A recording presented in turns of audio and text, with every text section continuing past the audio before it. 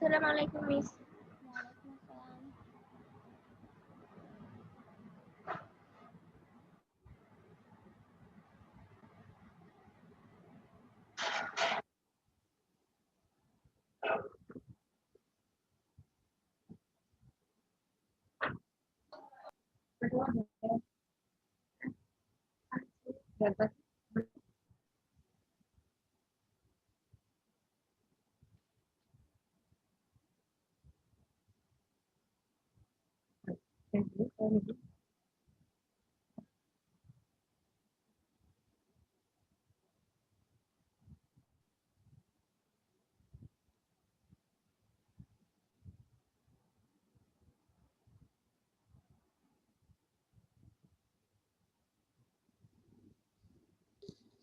তোমাদের ফ্রেন্ডরা সবাই কোথায়? এখনো আসেনি তো?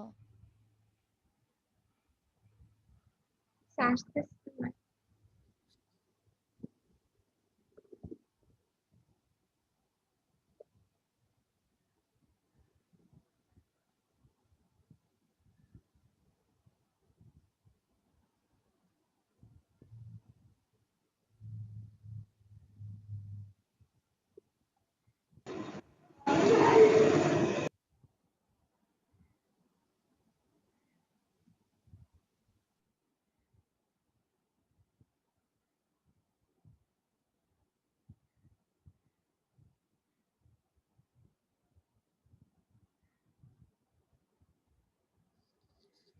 উমাইমা, ফারিহা, তোমরা তোমাদের ফটো অন করো, তোমাদের ভিডিও অন করো।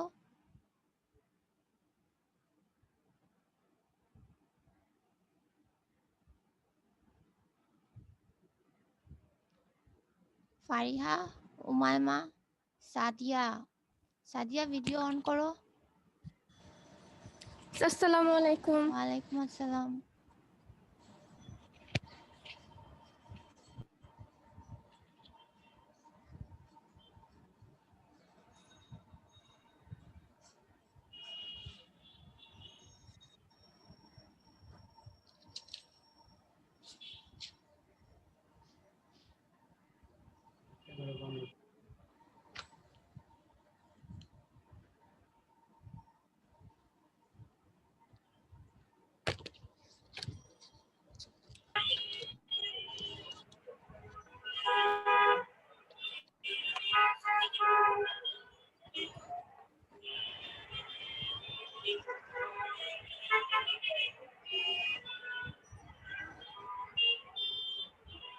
মিস আসসালামু আলাইকুম। ওয়ালাইকুম আসসালাম।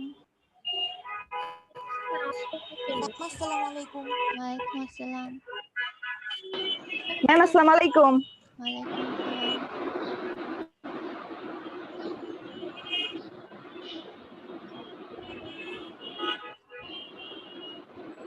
আচ্ছা, তাহলে এখন শুরু করি। সবাই আসতে থাকুক। তোমরা এত লেট করলে হবে না, হ্যাঁ? তোমরা টাইমলি চলে আসবা। বরং ৫ মিনিট আগে থেকেই ওয়েটিং রুমে ওয়েট করবা। আমি অ্যাড দিয়ে দিব। মিস আসসালামু আলাইকুম। ওয়ালাইকুম আসসালাম। মেয়েরা সবাই ভালো আছো? জি মিস। জি মিস ভালো জি আছি। ম্যাম, ভালো আছি। আচ্ছা, আজকে আমরা ইতিহাসের ১ম ক্লাস নিব, ঠিক আছে? ইতিহাস সম্পর্কে জি পরিচয় ম্যাম। করাবো এবং যদি সময় থাকে তাহলে আমরা আজকে থেকেই ক্লাস শুরু করে দিব।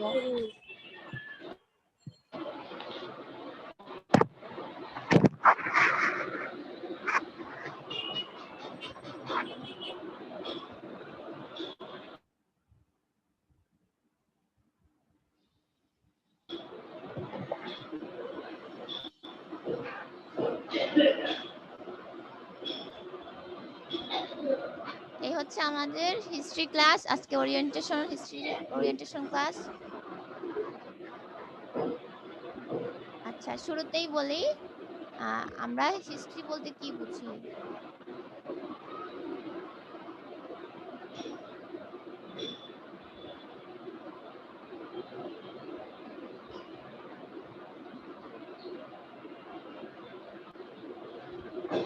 সবাই সবারটা মিউট করে দাও।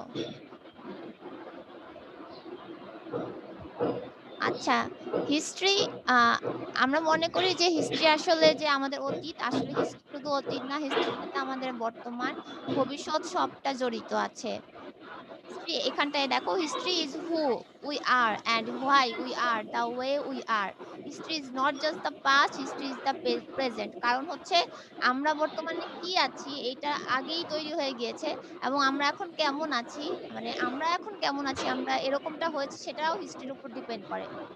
আর এপাশের যে আ আ এই যে এখানকার যে ক্যাপশনটা এখানে দেখো, history can shape not only who we are but also what we do with our future. অর্থাৎ হিস্ট্রি শুধুমাত্র আমরা কে সেটাই নির্ধারিত করে না, বরং আমাদের ভবিষ্যৎটাকেও নির্ধারিত করে দেয়। এবং অতীতে আমরা কি করেছি তার উপর ডিপেন্ড করে বর্তমানটাকেও কিন্তু হিস্ট্রি শেপ করে দিচ্ছে। সুতরাং হিস্ট্রিকে এভয়েড করার কোনো সুযোগ নাই। আমাদের জীবনের সাথে হিস্ট্রি হিস্ট্রি একদম ওতপ্রোতভাবে জড়িত।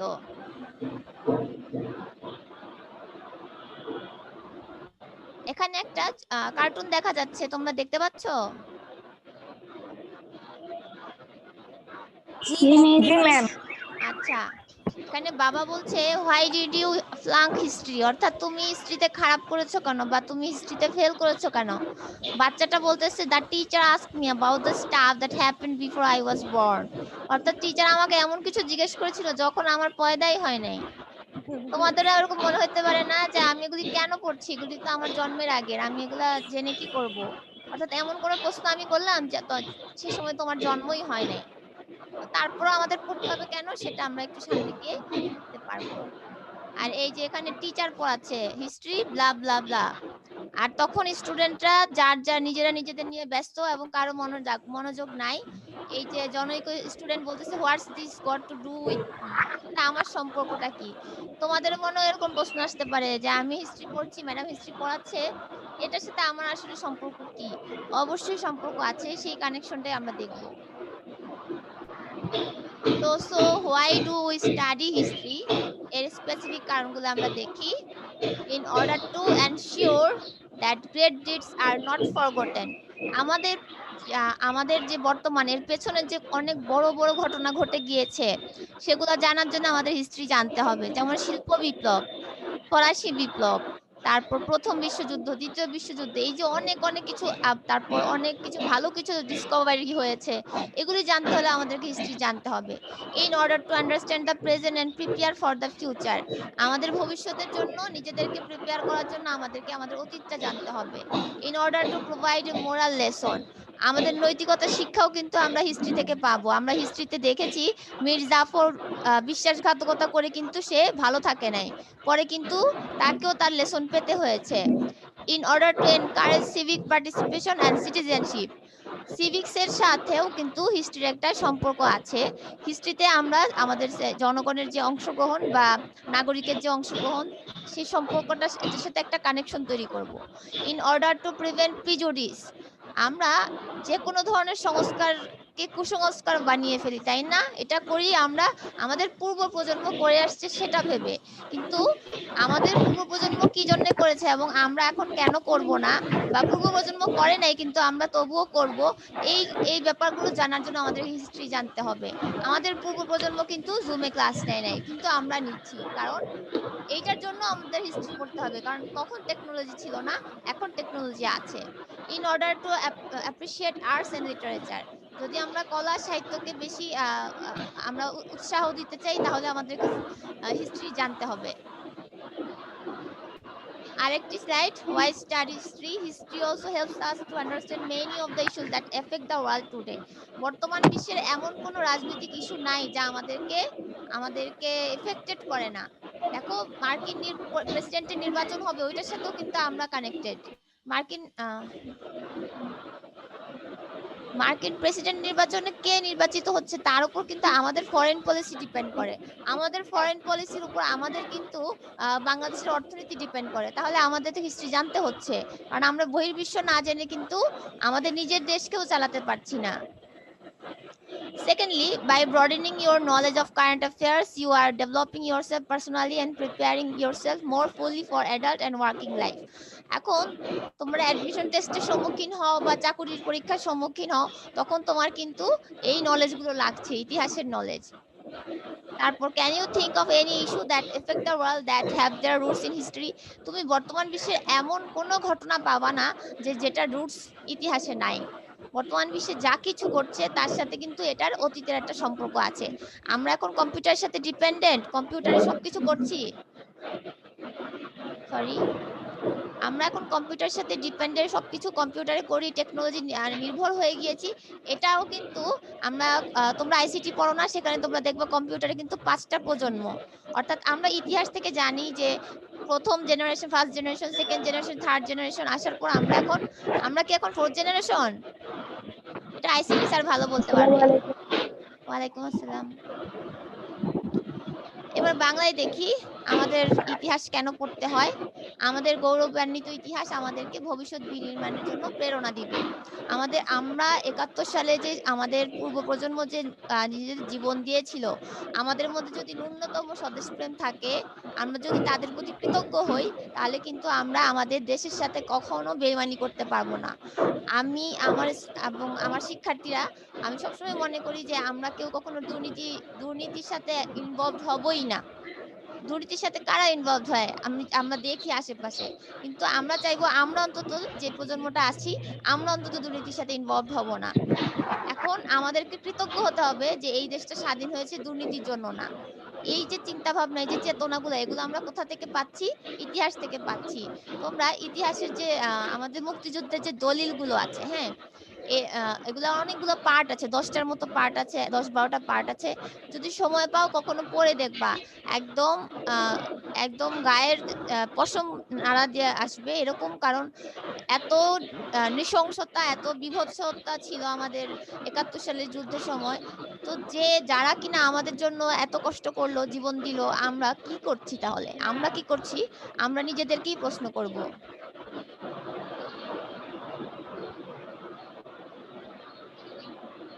আচ্ছা, সেকেন্ডলি, ইতিহাস আমাদের চতুর হবার জন্য শিখি না, বরং প্রজ্ঞাবান হবার জন্য শিখি। এটা ভাবার কোনো সুযোগ নাই যে ইতিহাস পড়ে আমরা চালাক হয়ে যাব, ব্যাপারটা তা না। কিন্তু ইতিহাস জানার মাধ্যমে আমরা আমরা আমাদের নলেজ বাড়বে। আর তোমরা জানো যে নলেজ বাড়লে কিন্তু মানুষ বিনয়ী হয়। আমাদের একজন স্যার বলতেন যে বটবৃক্ষ কিন্তু কখনো আ আ বটবৃক্ষ কিন্তু গা আ স এক নিচু হয়ে থাকে বিনয়ে। আর যখন ছোট লতা বা গুল্ম ছোট যে গাছগুলা, সেগুলো কিন্তু সোজা উপরের দিকে উঠে যায়। তো আমরা বটবৃক্ষের মতো হব, বিনয়ী হব। অতীতের ভুল আমাদের ভবিষ্যতের সঠিক সিদ্ধান্ত নিতে দিক নির্দেশনা দেবে, আমরা এমনটা প্রত্যাশা রাখি। ইতিহাস না জানলে আমরা আমাদের জাতির শিকড় সম্পর্কে অজ্ঞাত থাকব। আমাদেরকে আমাদের ইতিহাস জানতে হবে। তোমরা তোমাদের দাদার কাছ থেকে বা তোমাদের বাবার কাছ থেকে জানবে। আমি আমার বাবার কাছ থেকে জেনেছি। তোমরা তোমাদের দাদার কাছ থেকে জানবে ইতিহাস সম্পর্কে। আমাদের পূর্বপুরুষগণ আমাদের জন্য যা কিছু করে গিয়েছেন, সেটা যদি আমরা না জানি, এটা আমাদের জন্য অকৃতজ্ঞতা হবে। আর আধুনিক বিশ্বের ইতিহাস না জানলে আমরা বর্তমান বিশ্বের মেরুকরণ, রাজনীতির যে মেরুকরণ, সেটা বুঝতে পারবো না।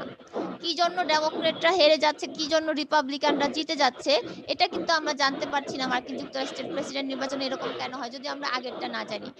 ইভেন বাংলাদেশে আওয়ামী লীগ জয়লাভ করে কেন, অন্য দল কেন জয়লাভ করে না? এরকম একটা পরিস্থিতি কিভাবে তৈরি হয়েছে, সেটাও কিন্তু আমরা ইতিহাস না জানলে কিন্তু জানতে পারবো না।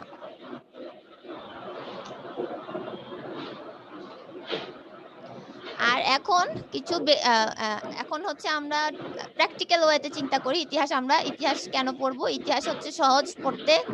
আসলে কথাটা পুরোপুরি সত্য না। ইতিহাস একটু কঠিনও আছে।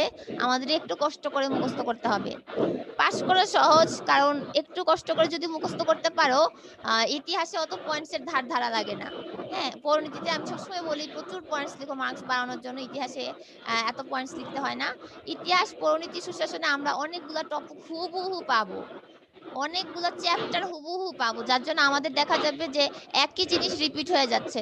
তো তখন এটা আমাদের জন্য ইজি হয়ে যাবে না? যে আমরা ইতিহাসেও পড়ছি, সেটা আবার এখন পরিণতিতেও পড়ছি। এরকম বেশ অনেকগুলা চ্যাপ্টার আমরা পেয়ে যাব। অ্যাডমিশন টেস্টের জন্য প্রচুর তথ্য আমরা এখান থেকে অলরেডি জানা হয়ে যাবে। ফলে আমাদের নতুন করে পড়তে হবে না। তারপর ভবিষ্যতে চাকরির পরীক্ষার জন্য যেসব তথ্য জানার প্রয়োজন, তা আমরা এই বইয়ে শেখা হয়ে যাবে। এই সুবিধাটা আমরা ইতিহাস থেকেও পাচ্ছি, পরিণতি থেকেও পাচ্ছি। অর্থাৎ এই ফ্যাসিলিটিটা আমাদের এই ২টা সাবজেক্ট দিচ্ছে। আচ্ছা, এগুলো আমরা আগের দিনও দেখেছি। ভর্তি পরীক্ষায় সুবিধা, উচ্চতর শিক্ষায় সুবিধা। এগুলো নিয়ে আবার করলাম না। চাকুরিতে সুবিধা আছে আর বাইরের বিশ্বে সুবিধা আছে, অর্থাৎ ইতিহাস আর রাষ্ট্রবিজ্ঞানের মধ্যে প্রচুর সিমিলারিটিস আছে যদি আমরা বেনিফিশিয়ারি এগুলো চিন্তা করি। এখন দেখি আমাদের হিস্ট্রি 2 পেপার, সিভিক্সে আমরা যে 2টা পেপার দেখেছিলাম 2টা বই কিন্তু একই নাম, তাই না? সিভিক্স এন্ড গুড গভর্নেন্স, তাই কি না বলো তো?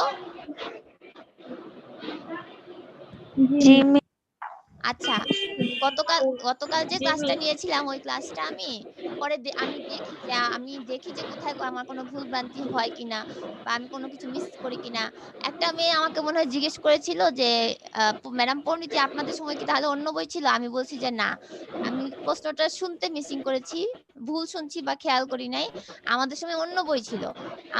তোমরা এখন যে পৌরনীতি ও সুশাসন, তোমাদের বইটার নাম পৌরনীতি ও সুশাসন, আমাদের সময় তা ছিল না, আমাদের সময় শুধু পৌরনীতি বইটা ছিল, সুশাসনটা পরে অ্যাড হয়েছে। আর যেহেতু সুশাসন অ্যাড হয়েছে, সুশাসনের একটা অধ্যায়ও অ্যাড হয়েছে, তো আমাদের সময়ের বেশ কিছু চ্যাপ্টার এখন নাই। আর আমরা তো সৃজনশীলে পড়তাম না, আমাদেরটা ভিন্ন রকম ছিল, আমাদের প্রচুর লিখতে হতো। যাই হোক, হিস্ট্রিতে আমরা 2টা পেপার পাবো, এখানে কিন্তু 2টা পেপারের ভিন্ন নাম, পরিণীতির মতো না। এখানে প্রথম পত্রের নাম হচ্ছে আধুনিক বিশ্বের ইতিহাস, history of the modern world, আর দ্বিতীয় পত্রের নাম হচ্ছে history of Bangladesh and South Asia. এই 1 মিনিট,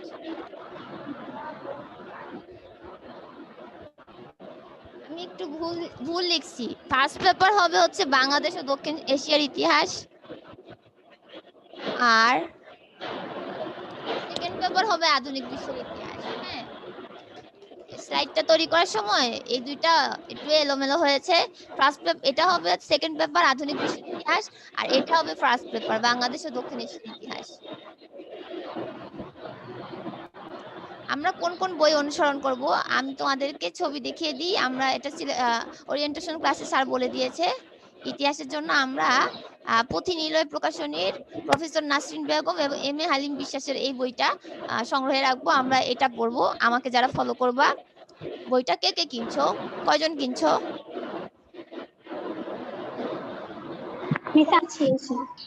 আচ্ছা, আমিও কিনেছি। 2 জন, 3 জন। আচ্ছা ঠিক আছে, তোমরা কিনে ফেলো, যত তাড়াতাড়ি কিনে ফেলো ততই ভালো, কারণ আমরা তো এখন বাসায় আছি, তাই না? বাসায় বসেই তো ক্লাস করছি, পড়াটা এগিয়ে রাখি যাতে আমাদের পরবর্তীতে চাপ না পড়ে। আচ্ছা, আগে সূচিপত্রটা আমরা দেখে নিলে ভালো হতো। আমি এখানেও স্লাইড একটু এলোমেলো করছি। এখানে সিলেবাসটা তোমরা স্ক্রিনশট নিয়ে নিতে পারো, ঠিক আছে? তোমরা যারা ফোন ব্যবহার করছো। আচ্ছা, কেউ কি কিছু বলছো? আমার একটা ফ্রেন্ড ঢুকতে পারতেছে না ক্লাসের মধ্যে। হ্যাঁ, কিন্তু অপশন আসছে, অপশন আসলে আমি অ্যাড দিয়ে দিই, কিন্তু ওটা না আসলে কিভাবে দিব বলো? অ্যাড দিয়ে দিয়েছি। আচ্ছা, এটার একটা স্ক্রিনশট নিয়ে নাও। এই যে একাদশ শ্রেণীতে আমরা অর্ধবার্ষিকীতে প্রথম পত্র দ্বিতীয় পত্র পড়বো, আর বার্ষিক পরীক্ষায় আগেরটা সহ সরি, প্রথম পত্রের 1 2 3 আর দ্বিতীয় পত্রের 1 2 3 তিনটা 6টা চ্যাপ্টার পড়বো। আর বার্ষিক পরীক্ষায় আগের 6টা সহ নতুন করে 4 আর 5 এবং 4 আর 5 7টা করে অধ্যায় পড়বো। দ্বাদশ শ্রেণীতে উঠলে আমরা প্রথম পত্রে 6 7 পড়বো আর দ্বিতীয় পত্রে 6 7 পড়বো। নির্বাচনী পরীক্ষায় সম্পূর্ণ বই থাকবে, এখানে নতুন থাকবে শুধুমাত্র 8 আর 8 9। এখানে আমাদের কিন্তু পৌরনীতির মতো 11টা করে অধ্যায় পড়তে হচ্ছে না, ওখানে 10টা অধ্যায় ছিল। আর এখানে আমাদের ফার্স্ট পেপারে হচ্ছে 8টা অধ্যায় আর সেকেন্ড পেপারে হচ্ছে 9টা অধ্যায়। আমাদের এখানে যেহেতু অধ্যায় কম, সেজন্য একটা অধ্যায় থেকে অতিরিক্ত উদ্দীপক আসবে। একটা অধ্যায় থেকে এমনও হয় যে একটা চ্যাপ্টার থেকে 3টা উদ্দীপক চলে আসছে বোর্ডে, এটা হতেই পারে, যেহেতু আমাদের কিন্তু এখানে চ্যাপ্টার কম। প্রথম পত্রে 8টা চ্যাপ্টার, দ্বিতীয় পত্রে 9টা চ্যাপ্টার। তো এটা এখানেও কোনো প্র্যাকটিক্যালের ঝামেলা নাই। সৃজনশীল প্রশ্ন 11টা থেকে 7টি দিতে হবে, 7টি দিতে হবে। 2.5 ঘন্টা প্রতিটি উদ্দীপক বা প্রতিটি সৃজনশীল প্রশ্নের জন্য তোমরা 21 মিনিট করে বরাদ্দ পাবা। আর বহু নির্বাচনী হচ্ছে 30টা প্রশ্ন থাকবে, আর সবগুলাই দিতে হবে, তোমরা জানোই। এটারও ছবি তুলে নিতে পারো। এটা আমাদের হচ্ছে কি ফার্স্ট পেপার সেকেন্ড পেপার পরীক্ষা একসাথে হবে? হ্যাঁ হ্যাঁ, আচ্ছা, এটা পরিষ্কার করে দিই। আমাদের ফার্স্ট পেপার সেকেন্ড পেপার সবসময় একসাথেই হয়। এটা বোর্ড থেকে নির্দেশনা আছে যে ফার্স্ট ইয়ারে ফার্স্ট পেপার, সেকেন্ড ইয়ারে সেকেন্ড পেপার, এই নিয়মটা এখন আর চালু, এই নিয়মটা আমাদের সময় ছিল, এখন এটা বদলে দেওয়ার একটা কারণ আছে। কারণ হচ্ছে ফার্স্ট ইয়ারে অনেক সময় পাওয়া যায়, সেকেন্ড ইয়ারে খুব কম সময় পাওয়া যায়, কিন্তু দেখা যায় যে ম্যাম সেকেন্ড পেপারটা, বোর্ডে কিভাবে হবে? সরি, বোর্ডে কিভাবে হবে? বোর্ড এক্সামটা কিভাবে ওখানে? ওখানে কি board first exam paper second আলাদা পেপার হবে। একসাথে হবে? না না না না, তখন ফার্স্ট পেপার সেকেন্ড পেপার আলাদা হবে। এখানেও তো আমরা ফার্স্ট পেপার সেকেন্ড পেপার আলাদা পরীক্ষা দিব। যখন তুমি ও সরি, এখানে শুধু যখন আমরা নির্বাচনী পরীক্ষা দিব তখন আলাদা দিব, আদারওয়াইজ আমাদেরকে একসাথে দিতে হচ্ছে, একসাথে পড়তে হচ্ছে। এটার একটা কারণ আছে যে বোর্ড মনে করে যেহেতু আমরা আমরা সেকেন্ড ইয়ারে সময় কম পাই, কিন্তু সেকেন্ড পেপারটা অনেক বেশি, অধ্যায় বেশি থাকে। এই যে দেখো এখানে 9টা অধ্যায় বেশি থাকে, পড়ার চাপ বেশি থাকে, ফলে দেখা যায় যে সিলেবাস শেষ করা সম্ভব হয় না। যার জন্য দুইটা আমরা একসাথেই শুরু করব। ধরো ফার্স্ট পেপার প্রথম অধ্যায় শুরু করলাম, এই এক শেষ হলে তখন আমি সেকেন্ড পেপারের এক শুরু করব। এটা শেষ হয়ে গেলে আবার আমি ফার্স্ট পেপার চলে গিয়ে 2 শুরু করব, ঠিক আছে? কিন্তু একসাথে চলতে থাকবে। আর পরীক্ষা যখন আমরা একাদশে থাকবো তখন আমাদের একটা একটা করে পরীক্ষা হবে, কিন্তু পরে দ্বাদশে যখন উঠে যাব তখন আমাদের 2 পেপারের আলাদা করে পরীক্ষা হবে, ঠিক আছে? আর এটা হচ্ছে যখন আমাদের শিডিউল চলবে তখনকার, অর্থাৎ ম্যাম মানে কলেজ যখন খোলা থাকবে তখন আমরা মান্থলি নেই, ম্যাম মান্থলি আমি এটা, হ্যাঁ বলো। যে এম বেলাল হোসেন সরকারের বইটা কিনেছি, পড়বো না একটু চেঞ্জ করে ফেলবো? চেঞ্জ করার সুযোগ থাকলে ভালো হয়, আর যদি চেঞ্জ করার সুযোগ নাও থাকে তাহলে তুমি আমার সাথে মিলাই নিবা আর কি। একটা কাজ করতে পারো, দোকানে গেলে তোমরা এই বইটাই যে কিনতে হবে ব্যাপারটা তা না, তবে সুবিধা আছে। আমাদের কিন্তু কারিকুলামে যে কন্টেন্ট গুলো আছে সব বইয়ের এক, বোর্ড ঠিক করে দিছে যে কোন কোন টপিকের উপর আলোচনা করতে হবে। এখন কথা হচ্ছে কিছু বইয়ে ছোট করে দেয়, কিছু বইয়ে বড় করে দেয়, কিছু বইয়ে তথ্য অনেক বেশি থাকে, তো আমাদের জন্য ওইটাই ভালো হয় যেটাতে তথ্য বেশি থাকে। আমি যে বইটা সাজেস্ট করলাম এটাতে তথ্য বেশি আছে, তো আমরা তো চাইলে বাদ দিতে পারি। যদি আমার বই না থাকে তখন অ্যাড করতে ঝামেলা হয়, তাই না? অ্যাড করতে ঝামেলা হয়। আচ্ছা, আমি তো পড়তে ফেলছি, রাজি হয়েছি, এখন কি চেঞ্জ তো করা যাবে না, সেটা আরেকটা পড়তে কিনো, এই বই কিনতে ও কি আরেকটু সমস্যা? বই ঠিক কিনে আছে। তো লাভ আছে, বই কিনে লাভ আছে, কারণ কি আমি যখন এমনি তো যখন ছিলাম, তোমাদের মতো ছোট ছিলাম তখন সাধারণত একটা বই ফলো করার চেষ্টা করতাম, কিন্তু যখন দেখো বিশ্ববিদ্যালয়ে ভর্তি হলাম তখন দেখা গেল আমাদের বলছে যে ইংলিশ ভার্সনে পড়তে হবে, কিন্তু ইংলিশ ভার্সনে কোনো বই নাই।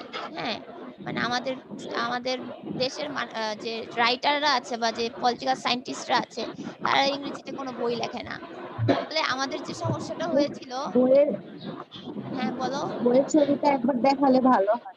বইয়ের ছবি দেখিয়েছি, তুমি কি একটু পরে আসছো? তুমি পরে দেখে নিও, রেকর্ডিংটা আমি আপলোড করে দিব, তো তখন দেখে নিও।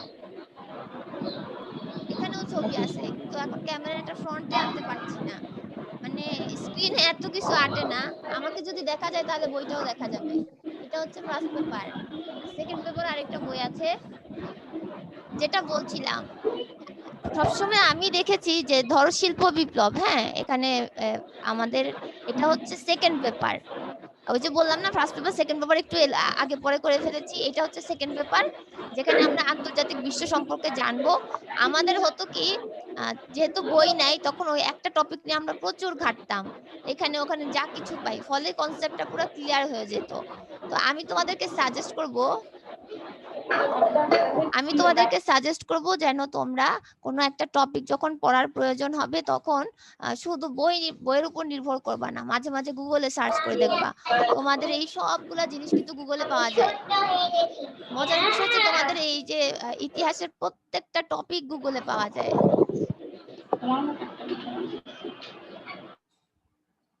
আচ্ছা, আমরা এটা হচ্ছে সেকেন্ড পেপার, আমরা আগে ফার্স্ট পেপারটা দেখি। হ্যাঁ, একটু আগে পরে করেছি তো, আগে ফার্স্ট পেপারটা দেখি। আমাদের অধ্যায় 1-এ থাকবে হচ্ছে ভারতবর্ষে ইউরোপীয়দের আগমন সম্পর্কে, এখানে আমরা জানবো। আমরা অ্যাডমিশন টেস্টে, আচ্ছা বারবার মিউট অল করার পরও কারা আনমিউট করছো? আমি তো মিউট করে দিচ্ছি, তারপরেও তোমরা আনমিউট করছো কেন? আচ্ছা, অধ্যায় ১ দেখো, ভারতবর্ষে যে আমরা ইউরোপীয়দের আগমন দেখেছিলাম, ফরাসিরা, ইংরেজরা এসেছে, পর্তুগিজরা এসেছে, এই সংক্রান্ত আলোচনা আমরা প্রথম যে অধ্যায়টা দেখো মা, এখানে করব। হাই। এখানে আমরা ইস্ট ইন্ডিয়া ওই কোম্পানি, পলাশির যুদ্ধ, বক্সারের যুদ্ধ অর্থাৎ কোম্পানি শাসন আমলটা, হ্যাঁ, তোমরা জানো যে ব্রিটিশদের যে পিরিয়ডটা, এই পিরিয়ডটাতে কিন্তু দুইটা অংশ আছে। প্রথম ফেজে কিন্তু কোম্পানি শাসন করেছে, পরবর্তীতে রানী এলিজাবেথ পুরো শাসন ক্ষমতাটা পার্লামেন্টের হাতে তুলে দেয় যখন কোম্পানি ফেইল করে। কোম্পানি যখন এই ভারতকে উপনিবেশ শাসন করতে ব্যর্থ হয় তখন সেটা ব্রিটিশ পার্লামেন্টের হাতে তুলে দেয়। তো এই দুই অধ্যায়ে পাবো আমরা।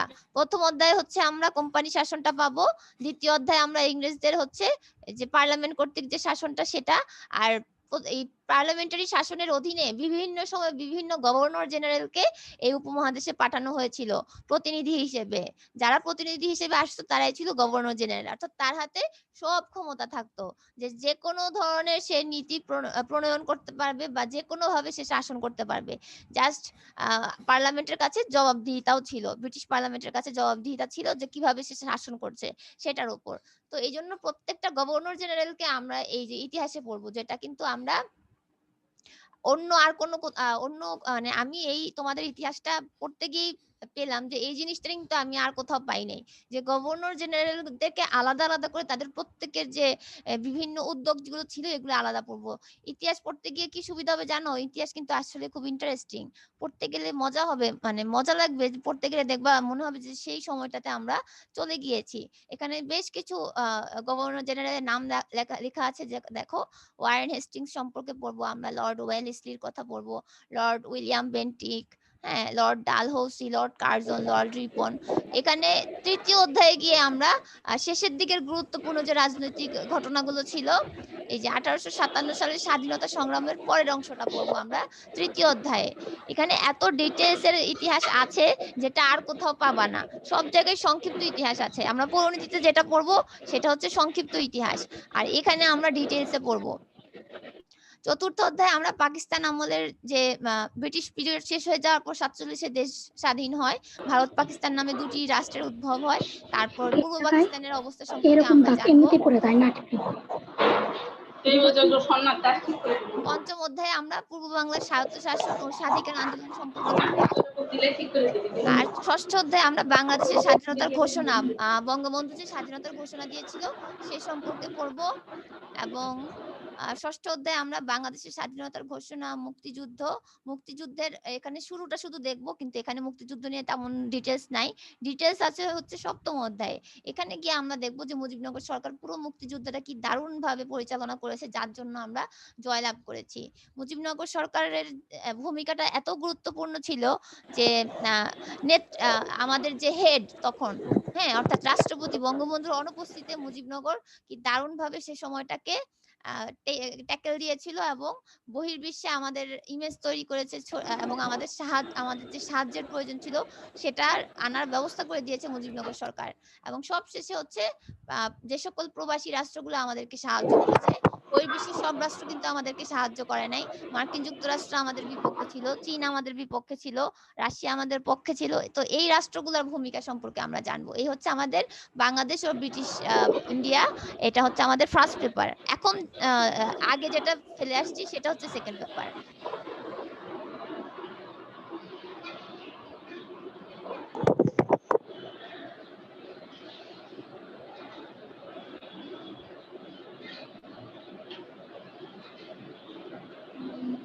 আচ্ছা, এখন আমরা সেকেন্ড পেপারের টপিক গুলো দেখি।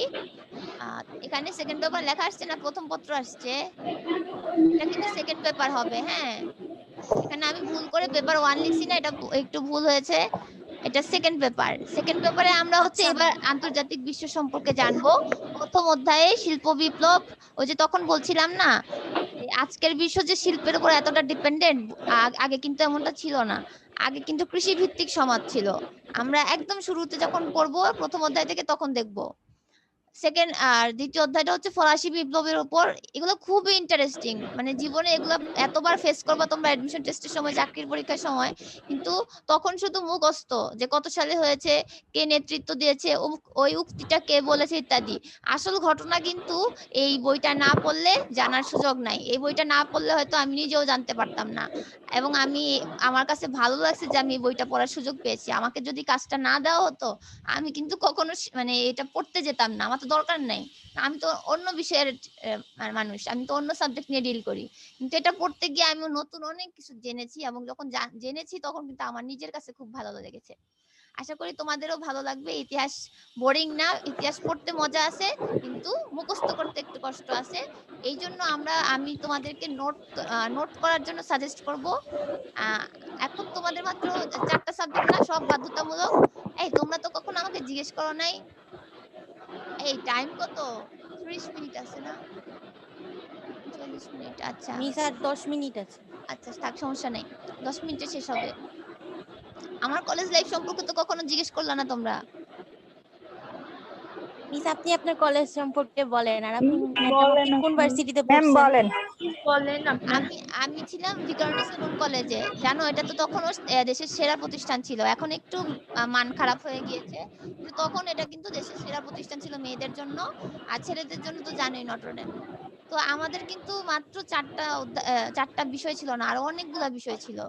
আমাদের যুক্তিবিদ্যা নেওয়ার সুযোগ ছিল, সমাজবিজ্ঞান নেওয়ার সুযোগ ছিল, তারপর ভূগোল, অর্থনীতি, পরিনীতি, তারপর মনোবিদ্যা, তারপর হচ্ছে ইসলামের ইতিহাস। মোটামুটি 7-8টা ছিল। 7-8টা থেকে 4টা বাছাই করে নেওয়া হলো। 4টা বাছাই করে নেওয়ার পর আমি একমাত্র ব্যক্তি ছিলাম আমার ব্যাচে যার কোনো প্র্যাকটিক্যাল ছিল না। মানে আমি ভূগোলও নেই নাই, সাইকোলজি নেই নাই। আমাকে যখন প্র্যাকটিক্যালের জন্য টাকা দিতে বললো, তখন আমি বললাম যে আমার কোনো প্র্যাকটিক্যাল সাবজেক্ট নাই। তো তখন তোরা হা হয়ে গেছে যে সবাই তো নাম্বার বাড়ানোর জন্য প্র্যাকটিক্যাল সাবজেক্ট নেয়, কারণ প্র্যাকটিক্যাল সাবজেক্টে কিন্তু নাম্বার সহজে আসে। তো আমারটা শুনে বেশ অবাক হয়েছিল যে একমাত্র ব্যক্তি যার কোনো প্র্যাকটিক্যাল নাই। কিন্তু তার জন্য যে আমি এ প্লাস পাই নাই তা না, আমার প্রত্যেকটাতে এ প্লাস ছিল। হ্যাঁ, আমি সবগুলো সাবজেক্টে লেটার পেয়েছিলাম। তো এটা কেন বললাম, ও তখন আমার অফ পিরিয়ড থাকতো, যার জন্য যে 7-8টা ক্লাস, তো এগুলা শিডিউল করতে গিয়ে টিচাররা দেখতো যে কাউকে কাউকে ক্লাস অফ দিতে হতো। ওই অফ পিরিয়ডটাতে আমি বসে বসে নোট করতাম। আমি এই জন্য বললাম যে তোমরা যদি নোট করে পড়ো, দেখবা তোমাদের মনে থাকবে। আর কিছু না হোক, অন্তত পক্ষে পয়েন্টস গুলো লিখে রাখবা খাতার মধ্যে, হ্যাঁ, যাতে পরীক্ষার আগ মুহূর্তে একবার চোখ বুলাইতে পারো যে এই বিষয়গুলো এখানে এটার সাথে রিলেটেড ছিল। বা তারিখ, সালগুলোকে যদি ধারাবাহিকতা রক্ষা করে তুমি লিখে রাখতে পারো, তাহলে মনে থাকবে। আর যদি ধারাবাহিক ভাবে না পড়ো, এলোমেলো করে পড়ো, তাহলে কিন্তু সাল মনে থাকে না। হ্যাঁ, আর তোমরা তো সবাই নীলক্ষেতের আশেপাশে থাকো না এরকম। তোমরা নীলক্ষেতে বা ফার্ম গেটে গেলে, তোমরা বইয়ের দোকানে গেলে, তোমরা সংখ্যাতত্ত্ব নামে একটা বই আছে। হ্যাঁ, সংখ্যাতত্ত্ব, এই বইটা কিনতে পারো। এই বইটা এই যে ইন্টারমিডিয়েটের জন্য বলছি না, এটা হচ্ছে এখানে সালগুলো দেওয়া আছে। হ্যাঁ, একদম শূন্য থেকে সব সাল দেওয়া আছে, সালগুলোতে কোন সালে কি ঘটছে ধারাবাহিকভাবে যদি দেখো, তোমাদের আমার মনে হয় উপকার হবে। আমার বইটা ছিল, আমি একটা স্টুডেন্টকে দিয়ে দিয়েছি, এখন নাই। আমি নামটা আবার কি? নীলক্ষেতে গেলে আমি আবার কিনবো, আমার মনে হয় ওইটা কাজে দেয়। নামটা সার্ভিস, কি আপনি বলবেন? সংখ্যাতত্ত্ব। এটা কমলা রঙের বই, তখন আমি যখন কিনছি কমলা রঙের ছিল। বইটার নাম হচ্ছে সংখ্যাতত্ত্ব। এটা কিনলে, এটা ছোট্ট একটা বই, বুঝছো, এটা 30-40 টাকা নিতে পারে বা 50 টাকা নিতে পারে। আমি যখন কিনেছি তখন এরকম প্রাইস ছিল, এখন বাড়তেও পারে কিছুটা। চিকন একটা বই, জাস্ট এখানে সিরিয়ালে তোমার শূন্য শূন্য থেকে যে শুরু হয়েছে না, এরপর তারপরে যত সালে কত সালে কি করছে সিরিয়ালে থাকবে। সিরিয়ালে থাকলে হয় কি, মনে থাকবে। হ্যাঁ, সিরিয়ালে থাকলে আমাদের মনে থাকবে, যাতে সালগুলো মনে থাকে। আচ্ছা, তো এই আমাদের ইসের জন্য এই পর্যন্ত, ওরিয়েন্টেশনের জন্য এই পর্যন্তই ছিল। আমি আর তেমন কিছু এখানে অ্যাড করি নাই। আমি হচ্ছে ভেবেছি যে যদি আমি সময় পাই, তাহলে আমি প্রথম অধ্যায়টা শুরু করব। আমি কি প্রথম অধ্যায়টা শুরু করব, কি বলো?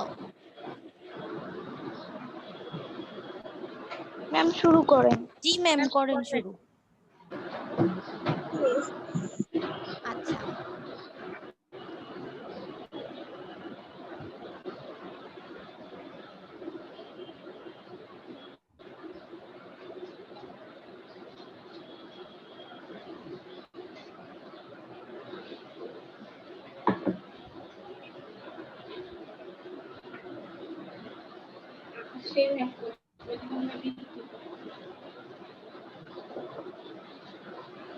এক মিনিট ফাইলটা বের করি।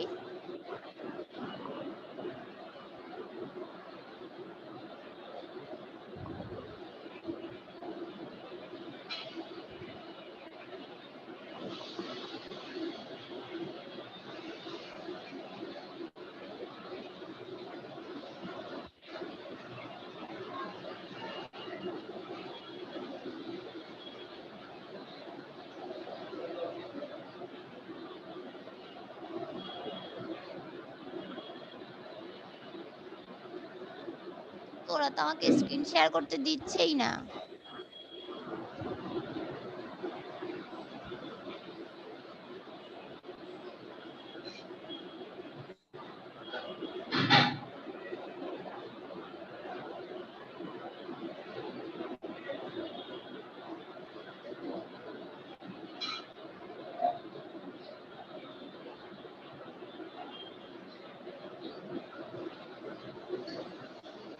না রে বাবা, স্ক্রিন শেয়ার করতে দিচ্ছে না কেন? বুঝতে পারতেছি না।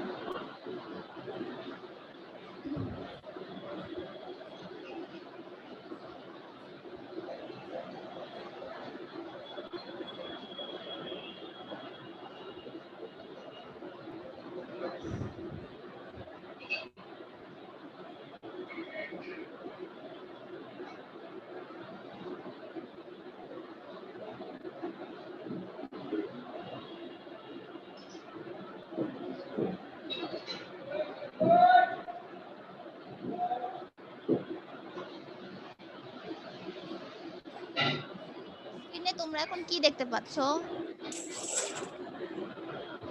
আসছে, স্ক্রিন শেয়ারিং হইছে, আসছে। আসছে Bangladesh and South Asia first paper. ও আচ্ছা, তাহলে ঠিক আছে। না আমার এখানে শো করছে না। তাহলে তোমরা আমাকে বলবা যে শো করছে কিনা। এই হচ্ছে আমাদের first paper history of Bangladesh and South Asia. এখন আমাদের প্রথম যে অধ্যায়টা সেটা হচ্ছে ভারতবর্ষে ইউরোপীয়দের আগমন এবং ইংরেজ আধিপত্য প্রতিষ্ঠা। ইউরোপীয়দের মধ্যে 5টা জাতি এখানে আসছিল, কিন্তু সবাই কিন্তু টিকে থাকে নাই। ইংরেজরা সবচেয়ে বেশি চতুর ছিল, মানে চতুর ছিল, যার জন্য তারা অন্যদেরকে ঠিক মতো বের করে দিতে পেরেছে। সবাই কিন্তু চেয়েছিল এই যে এই এলাকাটাতে এত বেশি সমৃদ্ধ ছিল ভারতীয় উপনিবেশ। এবং তখন যে বলছিলাম না যে আগেকালে কিন্তু শিল্পের এমন শিল্প বিপ্লব এই ঘটনাটা ঘটার আগ পর্যন্ত কিন্তু শিল্প নিয়ে এত বাড়াবাড়ি ছিল না।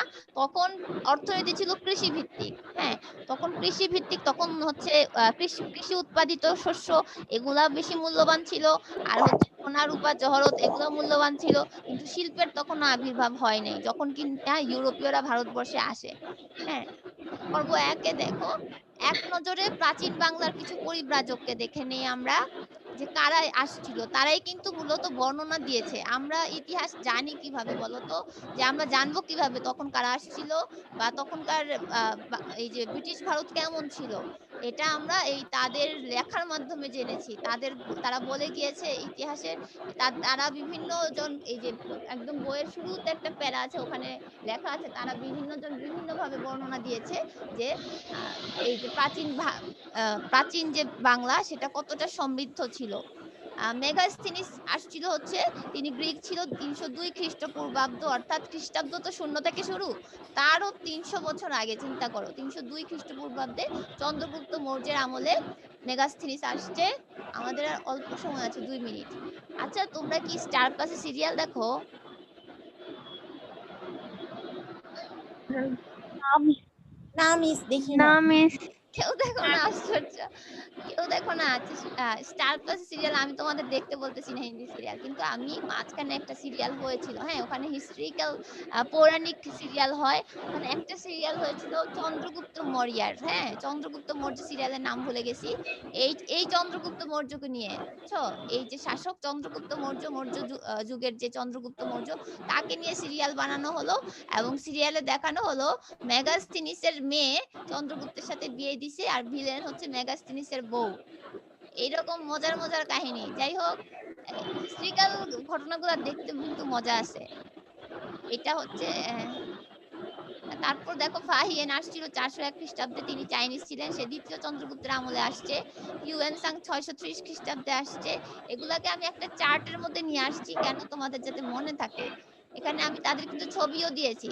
মেগাস্তিনিস এত আগে আসছে যে তার কোনো ছবি নাই, তার একটা ভাস্কর্য আছে। ফাহিয়েনের ছবি আমি দিয়েছি, এই দেখো ফাহিয়েনের তাও ছবি আঁকা। হ্যাঁ, তার তখন তো ক্যামেরা আবিষ্কৃত হয়ই নাই। হিউয়েনসাং এর একটা ছবি আছে।